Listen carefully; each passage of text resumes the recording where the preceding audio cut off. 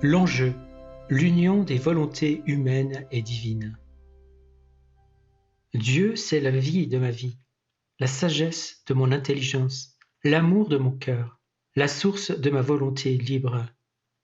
Comme il est bon d'apprécier la valeur de la divine volonté, afin d'accroître le goût de l'accueillir dans sa vie. Comme une mère qui élève ses enfants. Jésus dit, « Ma volonté est la mère de toutes les volontés des créatures. » Comme une tendre mère, elle a été laissée au centre de la création pour donner naissance aux volontés humaines et pour les garder tout autour d'elle, pour les élever sur ses genoux, les nourrir du lait de ses enseignements célestes, les faire croître à sa ressemblance, leur accordant toute la création pour jouer. Mais, pauvre de moi, ces enfants, ces volontés humaines, nées de la Mère céleste, qui est ma volonté, méprise et ne se soucie pas de toutes ses attentions maternelles, de son amour, de sa tendresse et de sa bonté. Bien qu'elles soient près des volontés humaines, celles-ci sont loin de la mère. Un grand nombre ne la connaissent même pas. D'autres la méprisent et s'en moquent. Pauvre mère que ma volonté. Plus qu'un soleil bienfaisant placé au centre de notre être.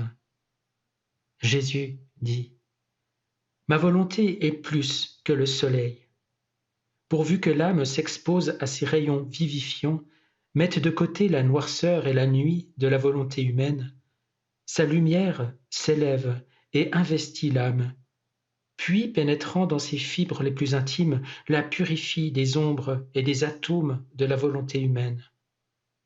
En projetant sa lumière vers l'âme qui la reçoit, elle communique tous les effets qu'elle comporte, parce que ma volonté issue de l'être suprême contient toutes les qualités de la nature divine.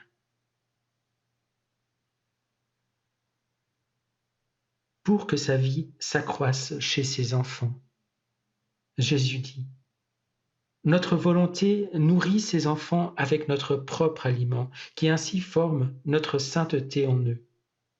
Ils sont embellis avec notre beauté, et ils acquièrent la grande connaissance de leur Père. Notre Fiat parle par sa lumière et leur dit des choses concernant leur Père, jusqu'à ce qu'ils tombent en amour avec lui, au point qu'ils ne peuvent se passer de lui, ce qui les fait ressembler à leur Père. Et que sa volonté règne chez les créatures. Jésus dit, « Vois donc à quel point élevé, noble et sublime nous voulons amener la créature. Nous voulons former en elle la vie de notre volonté.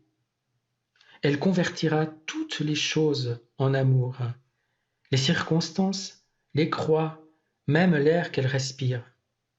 Elle l'alimente pour dire, la vie de notre volonté est la tienne et la nôtre. Nous mangeons le même aliment.